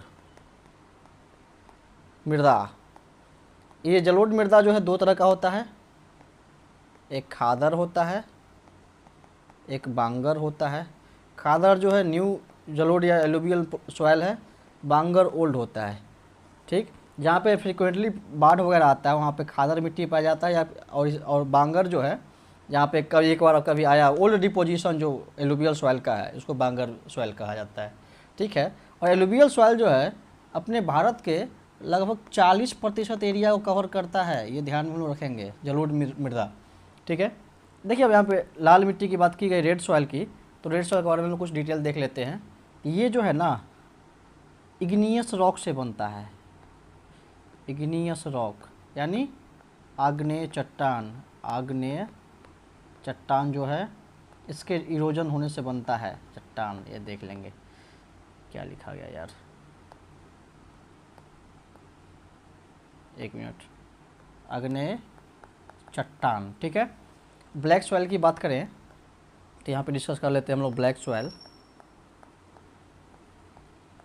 ब्लैक सॉइल जो है ना कॉटन की खेती के लिए, कॉटन कल्टीवेशन के लिए काफ़ी सूटेबल होता है, इसी में कॉटन की खेती होती है और भारत के पश्चिमी भाग में पाया जाता है, अधिकतर पश्चिमी भारत में। ठीक, वेस्टर्न पार्ट ऑफ इंडिया में मिलता है। और इसको एक और नाम से हम लोग जानते हैं काली मिट्टी को, इसको रेगुर सॉइल भी कहा जाता है, रेगुर मृदा, रेगुर सॉइल भी कहा जाता है। ठीक है, तो देखिए यहाँ पे लेटराइट सॉइल है, लेटराइट, इसको भी देख ही लेते हैं। तो लेटराइट सॉइल जो है इसमें क्या होता है, ये जो है ना आयरन ऑक्साइड में रिच होता है, काफ़ी इसमें प्रचुरता होता है आयरन ऑक्साइड का। ये वेस्टर्न और ईस्टर्न घाट, पूर्वी और पश्चिमी, वेस्टर्न एंड ईस्टर्न घाट, पश्चिमी एंड पूर्वी घाट में ये क्षेत्र में पाए जाते हैं ये मिट्टी। ठीक है, इसी मिट्टी में, चलिए इसको नेक्स्ट क्वेश्चन में हम लोग डिस्कस कर लेंगे, आगे भी लेटराइट सॉइल आएगा हमारे क्वेश्चन में। ठीक, आइए देखते हैं next question. The question is the black cotton soil of India has been form due to the weathering of. देखिए यहाँ पे ऑप्शन में था ये ब्लैक सॉइल, और ब्लैक सॉइल को ब्लैक कॉटन सॉइल भी कहते हैं। कह रहा है ये कैसे इसका फॉर्मेशन होता है, इसका फॉर्मेशन जो होता है due to the weathering of fissure volcanic rock. ये फीजर क्या होता है, हम लोग देखते हैं कि ज्वालामुखी जो है वोल्केनो अपना ऐसे इरप्ट होता है, ये ऐसे ऐसे बनता है ये। ठीक, तो ये बीच में जो दरार होता है इसमें, ठीक, जिससे लावा बाहर आता है, इसको फीसर कहते हैं। ठीक, इसको फीसर कहते हैं। इससे क्या निकला, अपना लावा निकला। लावा जब ठंडा होता है, ठीक, तो कठोर हो जाता है, सॉलिडिफाई हो जाता है, सॉलिडिफाई होता है, फिर इसका इरोजन होता है। इरोजन होने के बाद जो मिट्टी बनती है उसको काली मृदा या ब्लैक सॉइल कहा जाता है, ये हम लोग ध्यान में रखेंगे। और ये ब्लैक सॉइल जो है मोस्ट ऑफ द दक्कन के पठार के क्षेत्र में पाया जाता है, दक्कन प्लेट्यू का जो एरिया है, प्लेट्यू, एक मिनट स्पेलिंग गलत हो गया, दक्कन प्लेट्यू के क्षेत्र में पाया जाता है काली मिट्टी, ये हम लोग ध्यान रखेंगे। आइए नेक्स्ट क्वेश्चन देखते हैं। The question is laterite soil is mostly found in, मतलब कि लेटराइट मृदा जो है कहाँ पाया जाता है। तो लेटराइट मृदा जो है अपने जनरली इसमें पाया जाता है कर्नाटक में, हाँ कर्नाटक के क्षेत्र में पाया जाता है लेटराइट सॉइल। ये और ये ओवरऑल देखा जाए तो वेस्टर्न एंड ईस्टर्न घाट के क्षेत्र में पाया जाता है, तो कर्नाटक उसी क्षेत्र में आ गया। ठीक है, जैसे कर्नाटक हो गया, फिर तमिलनाडु हो गया, आपका केरला हो गया, इन सब क्षेत्र में लेटराइट सॉइल पाया जाता है। लेटराइट सॉइल की बात करें तो इसमें एक प्रोसेस होता है लीचिंग, लीचिंग का प्रोसेस होता है जिसको निच्छालन भी कहा जाता है। निच्छालन, निच्छालन की वजह से जो है ना इसकी फर्टिलिटी, उर्वरता जो है कम हो जाती है, इस वजह से ज़्यादा सूटेबल नहीं होता है खेती के लिए। लेकिन हाँ, इसमें जैसे काजू वगैरह का खेती अच्छे से हो जाता है, काजू, इसको केशव नट भी का केशव नट कहते हैं, ये हम लोग ध्यान में रखेंगे। ठीक, आइए नेक्स्ट क्वेश्चन देखते हैं। Our question is at which of one of the following towns do Alaknanda and Bhagirathi combine to form river Ganga. कह रहा है अलकनंदा और भागीरथी कहाँ पे मिलते हैं जहाँ से गंगा की शुरुआत होती है। तो हम सभी जानते हैं कि इसका आंसर जो हो जाएगा रुद्रप्रयाग, सॉरी देवप्रयाग हो जाएगा। देवप्रयाग में अलकनंदा और भागीरथी मिलते हैं और वहाँ से गंगा के रूप में जाने जाते हैं। देखिए इसको हम लोग इस फिगर से भी जान सकते हैं। ये यहाँ पे कहाँ गया, देव प्रयाग, ये रहा देव प्रयाग, ठीक है। इधर से ये आ रही है अपनी भागीरथी नदी, भागीरथी नदी आ रही है इधर से, ठीक है। ये यहाँ आया भागीरथी, और ये अलकनंदा तो ऐसे आ ही रही है। यहाँ पे ये जो मीटिंग पॉइंट है इसको देव प्रयाग कहा जाता है। Okay sorry. अभी अलकनंदा की बात करें थोड़ा सा, तो अलकनंदा का ओरिजिन कहाँ होता है? तो अलकनंदा का ओरिजिन हम यदि हम देखें तो इसको यदि आप ट्रेस करेंगे तो ये सतोपंत ग्लेशियर, सतोपंत ग्लेशियर जो है बद्रीनाथ के पास, ठीक है। ये बद्रीनाथ है यहीं पे, यहाँ से इसका उद्गम स्थल है अलकनंदा नदी का। और भागीरथी की बात करें तो भागीरथी जो है अपना गंगोत्री ग्लेशियर, गौमुख के पास से निकलता है। ये उत्तरकाशी जिला में, ये हम लोग ध्यान में रखेंगे। उत्तरकाशी जिला कौन से स्टेट का? तो उत्तराखंड का। यहाँ से गंगोत्री ग्लेशियर निकलती है भागीरथी, इधर सतोपंत ग्लेशियर से अलकनंदा, और ये आगे जो है यहाँ पे आके देव प्रयाग बनता है। ऐसे ही बाकी को भी देख लेंगे। कामेत ग्लेशियर से धौली गंगा निकलती है, और ये अलकनंदा यहाँ पे ये आके मिल जाते हैं, तो इसे विष्णु प्रयाग बन जाता है। फिर ये पंच प्रयाग जो अपना है, विष्णु प्रयाग, हरेंद्र प्रयाग, कर्ण प्रयाग, रुद्र प्रयाग और देव प्रयाग। तो ये आप लोग थोड़ा सा इस फिगर के माध्यम से याद कर लेंगे कि किस प्रयाग में कौन कौन से नदी जो है मिलते हैं आके, ठीक। और ये एक जो भारत का सबसे हाईएस्ट बांध है, India's highest dam, Tehri dam, Tehri dam जो है या टिहरी बांध, ये जो है अपने भागीरथी नदी पे ही है, ठीक है, बनी हुई है। टिहरी, देखो टिहरी बांध है यहाँ पे। टिहरी बांध किस पे है? तो भागीरथी, भागीरथी नदी पे, ये हम लोग ध्यान में रखेंगे। अब यहाँ पे देखिए ऑप्शन में हरिद्वार दिया हुआ है, हरिद्वार। तो हरिद्वार के बारे में क्या इंपॉर्टेंट फैक्ट हो सकता है कि हरिद्वार के पास से ही आके गंगा नदी जो है भारत के मैदानी भाग में प्रवेश करती है, भाग में प्रवेश करता है, प्रवेश, ठीक, ये ध्यान में रखेंगे। अब ऋषिकेश है तो इसके बारे में एक फैक्ट देख लीजिए। ऋषिकेश को जो है योगा कैपिटल ऑफ वर्ल्ड कहा जाता है, yoga capital of world Rishikesh को कहा जाता है, ठीक। आइए नेक्स्ट क्वेश्चन हम देखते हैं। और question is Badrinath Dham is in which state? देखिए बद्रीनाथ फिर पूछ दिया, ये कहाँ है? उत्तराखंड में है, हम सभी जानते हैं। कौन सा डिस्ट्रिक्ट है? एक बार डिस्ट्रिक्ट भी याद रख लेंगे आप लोग, तो चमोली डिस्ट्रिक्ट में है। चमोली डिस्ट्रिक्ट ऑफ उत्तराखंड में बद्रीनाथ धाम पाया जाता है, अवस्थित है, सॉरी, पाया क्या ही जगह है ही वहाँ पे, ठीक है। Next question, from the ecological point of view which one of the following assumes importance in being a good link between eastern Ghat and western Ghat? Question कर रहा है यहाँ पे ये वेस्टर्न घाट है, पश्चिमी घाट, और ये पूर्वी घाट है, तो ये दोनों के बीच में गुड लिंक क्या है? तो देखिए हम सभी जानते हैं, जब हम लोग पढ़े थे कि वेस्टर्न घाट पिछले वीडियो में देखे थे, और ये ईस्टर्न घाट जहाँ पे मिलता है ये, और इस पहाड़ी का नाम क्या है? नीलगिरी, नीलगिरी माउंटेन जो है यहाँ पे मिलता है। और इसी नीलगिरी माउंटेन के पास के में जो है सत्यमंगलम, यानी option A Sathyamangalam tiger reserve है, ठीक है, सत्यमंगलम टाइगर रिजर्व, ठीक है, याद ध्यान रखेंगे। तो इसका ये आंसर हो गया। अब ये नागरहोल की बात करें तो नागरहोल कहाँ है? अपना कर्नाटक में है, ठीक।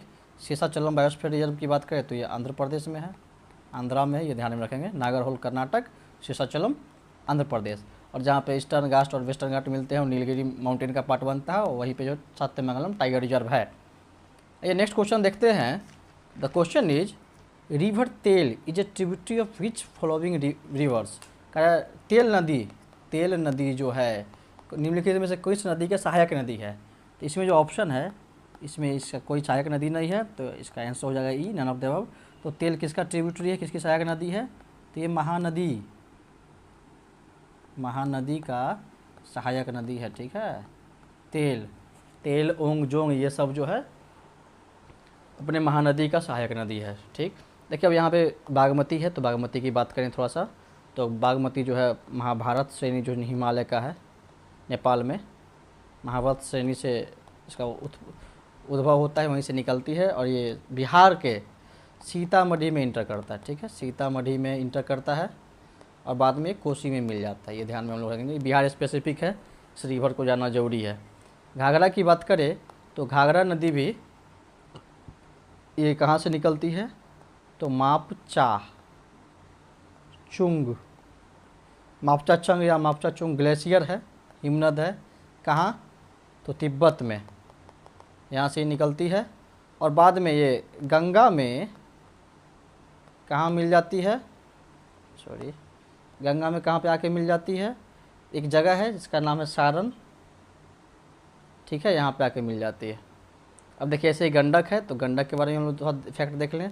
तो गंडक नदी जो है अन्नपूर्णा श्रेणी से, अन्नपूर्णा हिमालय से निकलती है, अन्नपूर्णा हिमालय से निकलता है, और ठीक है, जो कि नेपाल में है। और यहाँ से निकलने के बाद गंगा में कहाँ मिलता है, तो गंगा में जो है पहलेजा घाट के पास। आप लोग कमेंट करके बताएंगे कि बिहार में कौन से ज़िला में पहलेजा घाट है। ये काफ़ी मतलब पवित्र स्थल भी इसको माना जाता है, लोग यहाँ पे जाके स्नान वगैरह करते हैं शुभ दिनों में, ठीक। और कमला की बात करें तो कमला नदी जो है अपना महाभारत श्रेणी से निकलती है, महाभारत श्रेणी, ठीक।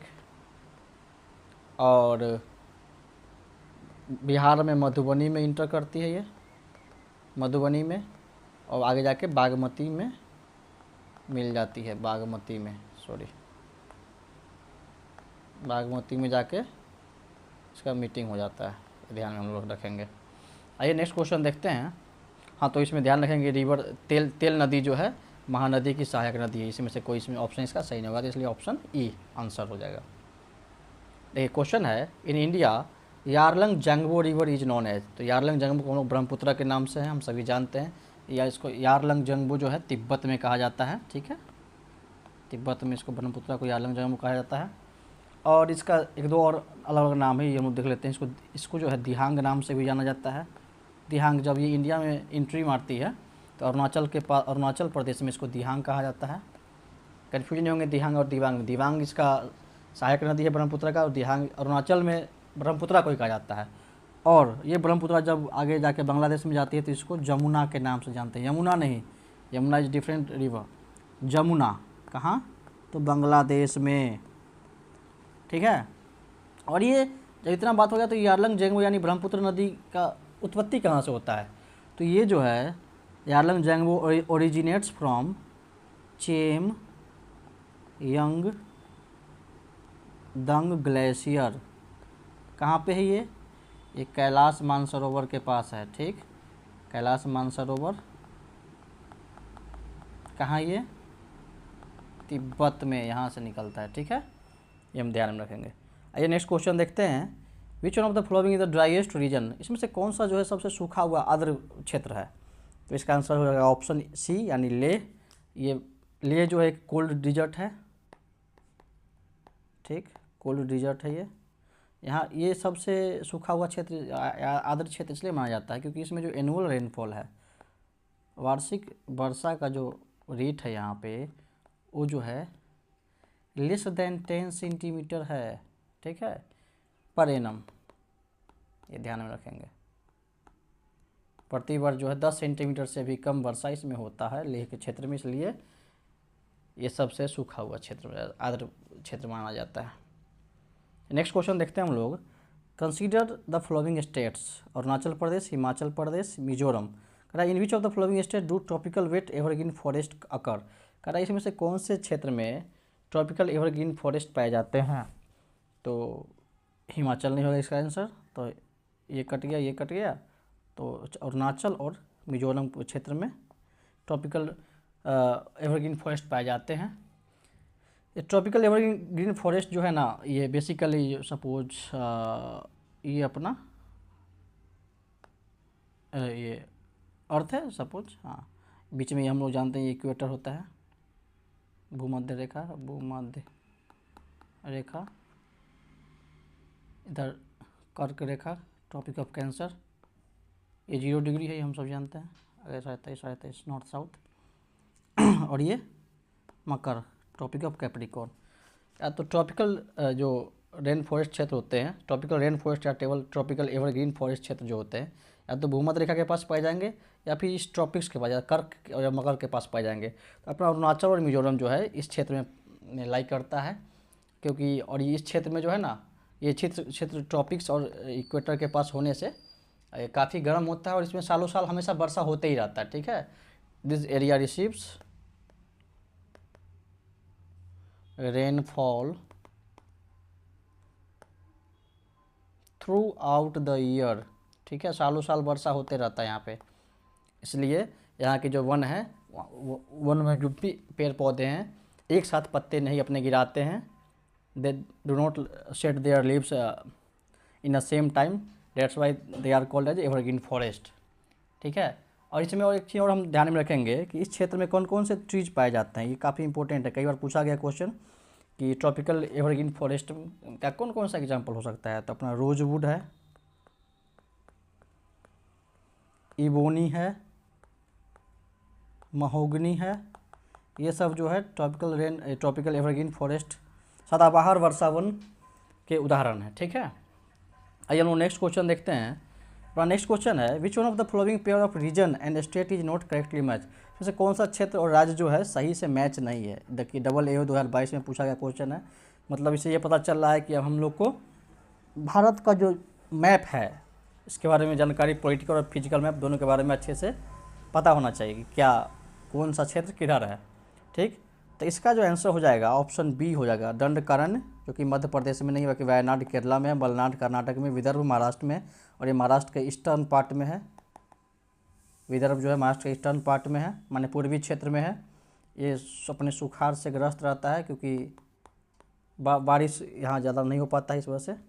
ठीक, अब दंडकारण्य की बात करें तो मध्य प्रदेश में तो ये कहाँ है, तो ये छत्तीसगढ़ के ये बस्तर वाला जो क्षेत्र है, बस्तर उस वाले क्षेत्र में पाया जाता है दंडकारण्य।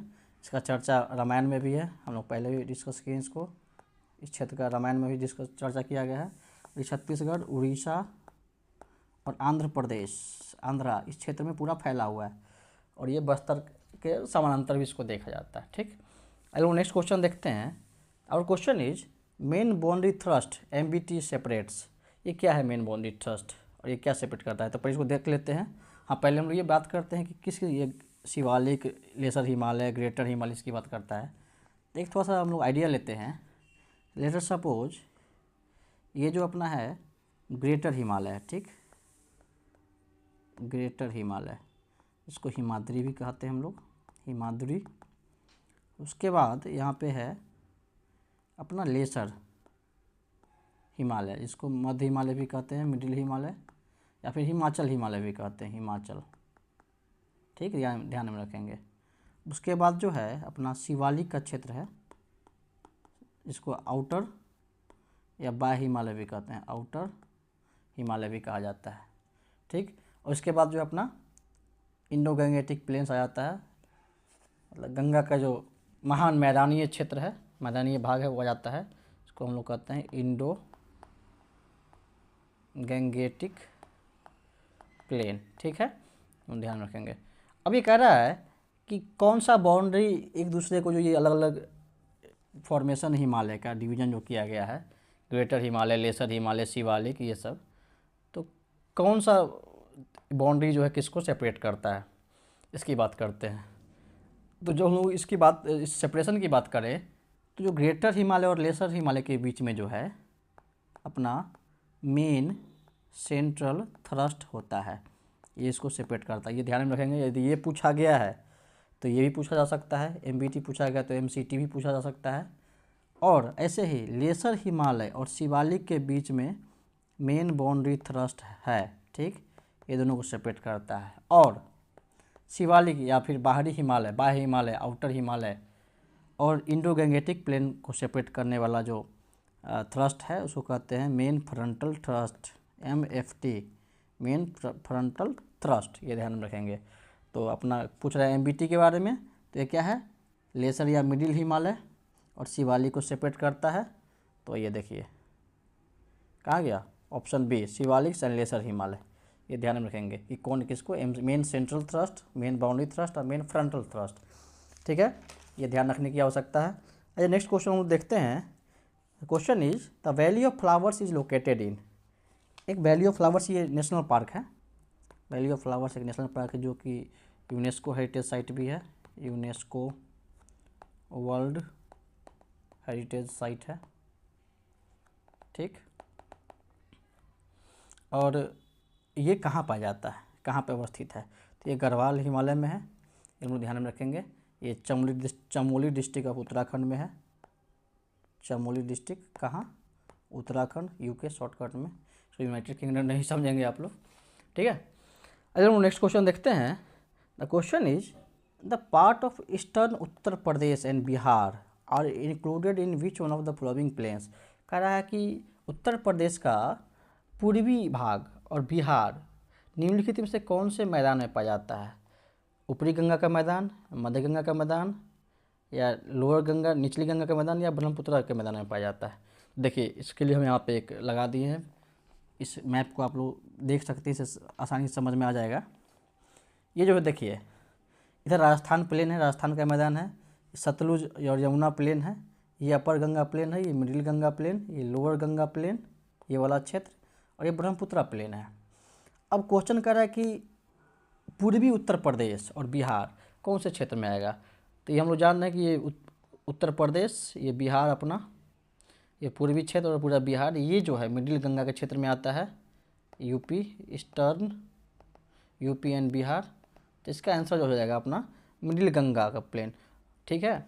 इसका डिवीजन ऐसे ही किया गया, upper Ganga plain, middle Ganga plain, lower Ganga plain. तो अपर गंगा प्लेन जो है इसमें कौन कौन सा स्टेट आता है? तो अपर गंगा प्लेन में उत्तराखंड प्लस नॉर्दर्न यूपी, ठीक है, उत्तरी, और ये उत्तरी उत्तर प्रदेश जो है ये आता है। मिडिल का हम लोग देख लिए कि पूर्वी उत्तर प्रदेश और बिहार आता है। और लोअर क्षेत्र में जो है बंगाल का जो क्षेत्र है ये आ जाता है, लोअर गंगा प्लेन में ये आ जाता है अपना बंगाल का क्षेत्र। एक फैक्ट इसमें याद रखेंगे, जो बिहार का जो किशनगंज जिला है, यहाँ पे किशनगंज जो कि बंगाल से सटा हुआ बॉर्डरिंग एरिया है, और ये बिहार का सबसे पूर्वी जिला माना जाता है। तो किशनगंज के बारे में हम लोग जान लें थोड़ा सा, बिहार स्पेशल के लिए इम्पोर्टेंट है। किशनगंज जो है अपना लोअर गंगा मैदान में आता है, ठीक है, लोअर गंगा प्लेन में लाई करता है, क्योंकि बॉर्डर एरिया पे है इसलिए, ठीक है। और ब्रह्मपुत्र प्लेन की बात करें तो ये असम में है, ये हम सभी जानते हैं, ठीक है। और हाँ, ये इसी लोअर गंगा प्लेन में सुंदरवन डेल्टा भी है, सुंदरवन डेल्टा, ठीक है, जो कि अपना वेस्ट बंगाल के इधर ये फॉर्मेशन होता है, डिपोजिशन ऑफ जो सेडिमेंट्स है गंगा और ब्रह्मपुत्र के द्वारा, इसके द्वारा बनता है। वर्ल्ड्स लार्जेस्ट डेल्टा इसको माना जाता है, ठीक है। आइए नेक्स्ट क्वेश्चन हम लोग देखते हैं। The question is Indravati Sabari rivers in Dandakaranya are the tributary of. देखिए पहली बात तो ये कीवर्ड पकड़ी, दंडकारण्य। अभी तक 3-4 क्वेश्चन दंडकारण्य से हम लोग करवा चुके हैं, ये काफ़ी इंपॉर्टेंट है, इसको थोड़ा सा आप लोग देख लेंगे। कई बार पूछा गया क्वेश्चन, CDPO में पूछा इस बार। कहता है इंद्रावती सबरी रिवर जो है दंडकारण्य क्षेत्र में किसका सहायक नदी है? तो ये जो है ना गोदावरी का सहायक नदी है, ठीक। देखिए गोदावरी की बात करें तो गोदावरी जो है largest river of peninsular India, प्रायद्वीपीय भारत का सबसे बड़ा नदी है, ठीक है। इसको एक और नाम से जाना जाता है, इसको दक्षिण गंगा भी कहा जाता है, दक्षिण गंगा। गोदावरी को दक्षिण गंगा के भी नाम से जानते हैं, ठीक है। इसी नदी के ऊपर जो है एक इम्पोर्टेंट इरिगेशन सिंचाई प्रोजेक्ट है, कालेश्वरम प्रोजेक्ट जो है गोदावरी नदी पे ही स्थित है, ठीक है। आइए नेक्स्ट क्वेश्चन हम लोग देखते हैं। Question is Lipu lake is located in. Lipu lake कहाँ लोकेटेड है? तो लीपू लेक जो है वो काफ़ी चर्चा में रहा है कई बार, ये लीपू लेक और काला पानी, लेम्पे अधूरा, ये सब तो ये उत्तराखंड में है, ठीक है। और लीपू लेक जो है अपना, लीपू लेक पास जो है लीपू लेक दर्रा, ये इंडिया अपने देश में, इधर चाइना और नेपाल तीनों के बॉर्डर पे अवस्थित है, ठीक। और इसी लीपू लेक होके ही कैलाश मानसरोवर का जो यात्रा होता है, कैलाश मानसरोवर का यही रूट है, ठीक, मानसरोवर का यही रूट है। यहाँ पे सिक्किम है, तो सिक्किम की बात करें तो सिक्किम में 2-3 इम्पोर्टेंट दर्रा है, इसको देख लेते हैं। इसमें कि नाथुला है, नाथुला, नाकुला, जलेपला, ये सब सिक्किम में है। और ना ये ला क्यों लगा होता है? ला का मतलब ही होता है दर्रा यानी पास, ये हम ध्यान में रखेंगे, ठीक है। आइए नेक्स्ट क्वेश्चन देखते हैं। रोहतांग पास कनेक्ट्स द वैलीज ऑफ, देखिए दर्रा से क्वेश्चन पूछा जा रहा है, district art and culture officer में पूछा गया, फिर 29 बिहार जुडिशियल सर्विस में भी पूछा गया है, ठीक है। तो पास वगैरह थोड़ा सा देख लेंगे। कुल मिला के फिजियोग्राफी तो इम्पोर्टेंट हो जाता है, जो अपने भारत में क्या किस चीज़ का क्या अवस्थिति है ये तो जानना जरूरी ही है ना। तो क्वेश्चन है कि रोहतांग पास किसको कनेक्ट करता है? तो रोहतांग पास जो है कुल्लू और लाहौल स्पीति को कनेक्ट करता है, तो ऑप्शन सी हो जाएगा। ओके, ये रोहतांग पास जो अपने पीर पंजाल रेंज के में है, पीर पंजाल जो श्रेणी है हिमालय का, पीर पंजाल रेंज उसमें पड़ता है, हिमाचल में, ठीक, ये ध्यान में रखेंगे हम लोग। ये नेक्स्ट क्वेश्चन देखते हैं। At the end of it mountainous journey it Attock the Indus river is joined by which river from Afghanistan. देखिए, तो पहले तो अभी सिंधु नदी के बारे में जानना काफ़ी ज़रूरी है, क्योंकि अभी जो सिंधु नदी समझौता, सिंधु जल समझौता था, वो काफ़ी चर्चा में रहा, पाकिस्तान को वाटर सप्लाई रोक दिया गया था, ठीक है। तो आप थोड़ा सा इंडस रिवर का, जो सिंधु नदी का जो प्रवाह तंत्र है, इसको एक बार देख लेंगे। इसे एक क्वेश्चन फिक्स रखिए कि आना ही आना है। तो इसमें कह रहा है कि अफ़गानिस्तान से कौन सा नदी जो है आके मिलता है इस सिंधु नदी में, तो इसका आंसर हो जाएगा काबुल रिवर, काबुल नदी जो आके मिलता है सिंधु में, अटक के पास, ठीक है। और ये काबुल नदी जो है हिंदू कुश जो माउंटेन है वहाँ से निकलता है, अफ़गानिस्तान से, ये ध्यान में रखेंगे। और यहाँ पे एक और इम्पोर्टेंट नदी है आमू दरिया। आमू दरिया is one of the longest river of central Asia. कह रहा है कि आमू दरिया जो है ना, एक सबसे लंबी नदी में से एक है, कहाँ? तो मध्य एशिया का सबसे लंबा नदी में से एक इसको माना जाता है। ओके, ये सेंट्रल एशिया का क्षेत्र जो है, ये इसमें कौन कौन से देश आते हैं आपको पता है? चलिए हम बता देते हैं। ये कजाकिस्तान, किर्गिस्तान, तुर्कमेनिस्तान, ताजिकिस्तान और क्या बच रहा है? उज्बेकिस्तान, KKTTU, 5 देश है, ठीक है। कजाकिस्तान, किर्गिस्तान, ताजिकिस्तान, तुर्कमेनिस्तान और उज्बेकिस्तान। तो तान है तो अफ़गानिस्तान, पाकिस्तान, अजरबैजान नहीं लगा देना है, ठीक है। ये 5 देश हैं। इसमें आप कमेंट करके बताएंगे कि चाइना से ताजिकिस्तान या क्या तुर्कमेनिस्तान कौन सा बॉर्डर शेयर करता है? चीन से ताजिकिस्तान या तुर्कमेनिस्तान, कौन सा देश जो है central Asian country border share करता है चाइना से, ठीक है। चलो नेक्स्ट क्वेश्चन देखते हैं। The question is India's territorial limit extends towards the sea up to how many nautical miles या किलोमीटर फ्रॉम द कोस्ट, ठीक है। कह रहा है कि जो भारत का जो टेरिटोरियल लिमिट है कहाँ से कहाँ तक फैलता है, तो जो ऑप्शन दिया है उसके हिसाब से इसका आंसर ऑप्शन ए हो जाएगा, 12 नॉटिकल माइल। यहाँ हम लोग देख सकते हैं कि ये टेरिटोरियल से अपना 12 माइल्स है, 12 नॉटिकल माइल्स। उसके बाद कॉन्टिग्यूअस जोन यहाँ से बेस लाइन है अपना, यहाँ से 24 माइल, और एक्सक्लूसिव इकोनॉमिक जोन ध्यान में रखेंगे 200 नॉटिकल माइल होता है, ये ध्यान रखने की चीज़ है, ठीक है। Very very important. Exclusive economic zone, territorial सी, contiguous zone, exclusive economic zone. और ये नॉटिकल माइल की बात करें तो 1 नॉटिकल माइल में कितना किलोमीटर होता है? एटलीस्ट हम लोग को ये पता होना चाहिए। तो 1.852 किलोमीटर होता है 1 नॉटिकल माइल में, ठीक है। ये नेक्स्ट क्वेश्चन देखते हैं हम लोग। The question is the southern part of eastern coastal plain of India is known as. कह रहा है कि दक्षिण, ये क्या कह रहा है, पूर्वी कोस्टल प्लेन, पूर्वी तटीय मैदान जो है उसका सबसे दक्षिणतम बिंदु, तो दक्षिणतम भाग जो है उसको किस रूप से जानते हैं? तो देखिए, ये हो गया अपना पूर्वी तटीय मैदान, और उसका दक्षिणतम बिंदु ये, तो यहाँ से यहाँ इसको कहते हैं कोरोमंडल कोस्ट। तो इसका आंसर हो जाएगा बी, कोरोमंडल कोस्ट, ठीक है। और इसी तरीके से हम बाकी सभी देख लेंगे। तो देखिए, ये कच्छ का एरिया है, ये पूरा काठियावाड़ क्षेत्र कहा जाता है। इसको महाराष्ट्र से लेके गोवा तक, ध्यान रखेंगे, महाराष्ट्र से गोवा तक कोंकण कोस्ट कहा जाता है। और ये फिर ये कर्नाटक वाला क्षेत्र है, इसको कन्नड़ कोस्ट कहा जाता है। केरल वाला जो क्षेत्र है पूरा कोस्टल एरिया, इसको मालाबार कोस्ट कहते हैं। इधर तमिलनाडु से लेके half of the Andhra Pradesh तक कोरोमंडल तट है, कोरोमंडल कोस्ट है। और यहाँ फिर आंध्र प्रदेश का थोड़ा सा इधर से लेके छत्तीसगढ़ के हाफ तक उत्तरी सरकार या नॉर्दर्न सरकार है। और फिर यहाँ थोड़ा सा छत्तीसगढ़ का उड़ीसा का पार्ट है यहाँ पे, यहाँ से लेके ये उड़ीसा है, उड़ीसा से ये लेके और ये बंगाल तक का उत्कल कोस्ट है।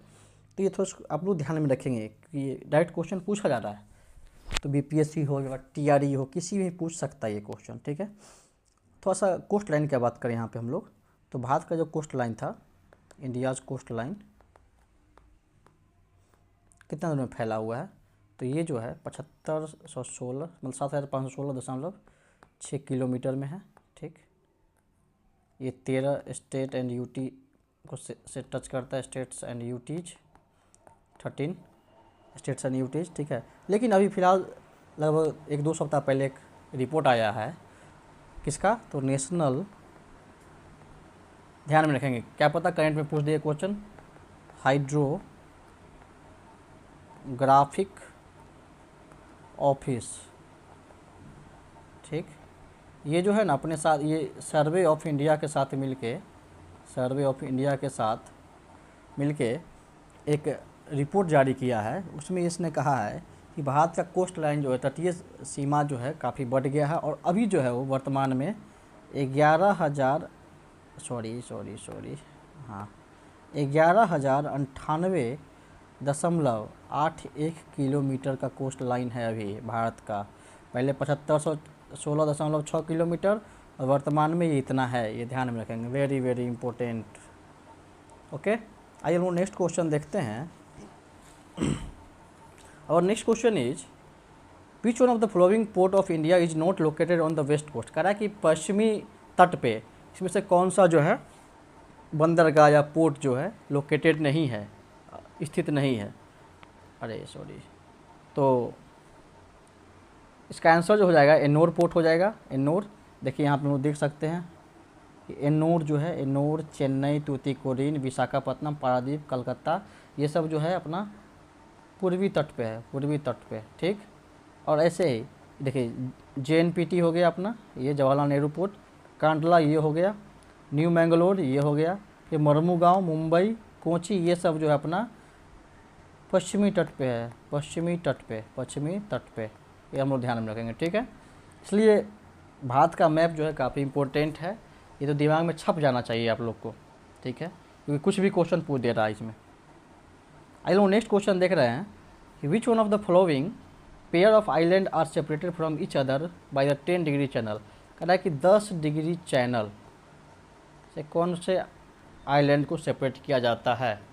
तो हम जानते हैं काफ़ी आसान क्वेश्चन, और ये देखिए यूपीएससी में पूछा गया 2014 में, तो इसका आंसर हो जाएगा option A, Andaman and Nicobar, ठीक है। आइए नेक्स्ट क्वेश्चन देखते हैं। Question is which of the following geographically closest to great Nicobar. कह रहा है इसमें से ग्रेट निकोबार के सबसे निकट क्या है, नज़दीक में कौन है। देखिए यूपीएससी फिर पूछा है 2017 में, और ये पूछा 2014 में। कुल मिला के अंडमान निकोबार से रिलेटेड क्वेश्चन दोनों बार पूछा गया है। तो इसका आंसर जो हो जाएगा सुमात्रा हो जाएगा, क्योंकि सुमात्रा जो है ये ग्रेट निकोबार से 180 किलोमीटर के दूरी पे उसके दक्षिण में ग्रेट निकोबार के दक्षिण में स्थित है, ये हम ध्यान रखेंगे, ठीक है। सुमात्रा ये इंडोनेशिया आइलैंड जो है उसमें आता है। नेक्स्ट क्वेश्चन हम देखते हैं। The question is Telangana state is surrounded by which of the following groups of state. कह रहा है तेलंगाना से कौन कौन सा राज्य का बाउंड्री टच करता है, कुल मिला के ये क्वेश्चन पूछ रहा है, ठीक है। तो काफ़ी देखा जाए तो इजी भी है और टफ भी है, रीजन भी कि इतना आपको स्पेसिफिक याद रखना होगा। तो देखिए जैसे यहाँ पे तेलंगाना की बात करिए, तेलंगाना है, तेलंगाना से किसका, तो छत्तीसगढ़ का बाउंड्री टच हो रहा है, महाराष्ट्र का हो रहा है, कर्नाटक का हो रहा है, आंध्र का हो रहा है, आंध्र प्रदेश का, ना तमिलनाडु का हो रहा है, ना मध्य प्रदेश का हो रहा है, ना ये उड़ीसा का। कहाँ ये ऑप्शन में उड़ीसा दे सकता है, ध्यान में रखेंगे, यहाँ पे देखिए काफ़ी ट्रिकी है, उड़ीसा नहीं टच कर रहा है, इसे सेपरेट हो जा रहा है आंध्र प्रदेश से, ठीक है। तो 4 स्टेट से इसका बाउंड्री शेयर हो रहा है। कौन कौन सा स्टेट हो गया अपना, ये महाराष्ट्र हो गया, कर्नाटक, आंध्र, छत्तीसगढ़। तो ऑप्शन सी आसान भी है और थोड़ा ट्रिकी क्वेश्चन भी है, इसलिए मैप को रिवाइज करना वेरी वेरी इंपॉर्टेंट है, ठीक, ये ध्यान में रखेंगे आप लोग। देखिए अब लास्ट क्वेश्चन है अपना, हाँ ये लास्ट ही क्वेश्चन है, which state of India have a common border with Myanmar. देखिए कह रहा है म्यांमार से कौन कौन से राज्य जो अपना सीमा साझा करता है, ये भी देखिए ट्रिकी क्वेश्चन है, आसान है लेकिन ट्रिकी है। बहुत लोग असम इसमें टच, ये क्या कहते हैं, टिक मारेंगे, लेकिन असम देखिए, असम जो है अरुणाचल से सराउंडेड है पूरा, ठीक है। तो ये अरुणाचल प्रदेश हो गया अपना, फिर नागालैंड, मणिपुर, मिजोरम। तो 4 राज्य जो है अरुणाचल, नागालैंड, मणिपुर, मिजोरम, ये जो है म्यांमार से बाउंड्री टच करता है। इसको आप कैसे ये कर सकते थे, एलिमिनेट कैसे करते, यहाँ पे आप असम देखते, असम से इसको छाट देते। इस ऑप्शन में त्रिपुरा देखते, त्रिपुरा हम जानते हैं कि बांग्लादेश से 3 साइड से घिरा हुआ है, इसे छड़ा जाता है यहाँ पे। तो इस एक ही ऑप्शन बचता है अरुणाचल, नागालैंड, मणिपुर, मिजोरम। तो इसका ऑप्शन सी हो जाएगा आंसर, ठीक है। अब देखिए इसमें कुछ और फैक्ट हम लोग देख लेते हैं। एक एक्स्ट्रा फैक्ट मुझे याद आ रहा है कि हाल फिलहाल में करेंट का फैक्ट है, एक फ्री मूवमेंट रिजाइम हुआ करता है, फ्री मूवमेंट रिजाइम, जो कि भारत जो है, जिसके साथ भारत और म्यांमार के बीच में ये होता था, ठीक। फ्री मूवमेंट रिजाइम क्या कहता है कि जो बॉर्डर एरिया है उसके 16 किलोमीटर क्षेत्र तक भारत के तरफ भी और म्यांमार के तरफ भी वहाँ के जो लोग हैं विदाउट वीज़ा, बिना वीज़ा के आ जा सकते हैं, ठीक। लेकिन फ़िलहाल अभी हाल ही के दिनों में भारत ने इस फ्री मूवमेंट रिजाइम को, एफएमआर को टर्मिनेट कर दिया है, रद्द कर दिया है। म्यांमार के साथ क्या कर दिया है, रद्द कर दिया है भारत ने, ठीक है, याद रखेंगे हम लोग, टर्मिनेशन हो गया इसका। ऐसा क्यों किया गया है, तो ऐसा माना जा रहा है कि ये जो है कि अपने बॉर्डरिंग एरिया में आजकल इलीगल एक्टिविटीज़ ज़्यादा हो रहा है, जिसको कहा जाता है इलीगल क्रॉस बॉर्डर एक्टिविटीज़ बढ़ गया है, ठीक है। हथियारों का तस्करी, ये जो मणिपुर में अभी इतना मैटर हो गया था, इस सब की वजह से इसको बैन कर दिया गया, ख़त्म कर दिया गया, ठीक है। तो आज अपना इंडियन ज्योग्राफी ख़त्म हो गया। मिलते हैं हम लोग किसी नेक्स्ट वीडियो में, और अपना इंडियन ज्योग्राफी का किसी नेक्स्ट टॉपिक को उठाएंगे और उसको अच्छे से नस्तनाबूद करने की कोशिश करेंगे। चलिए लोग एंजॉय करते रहिए।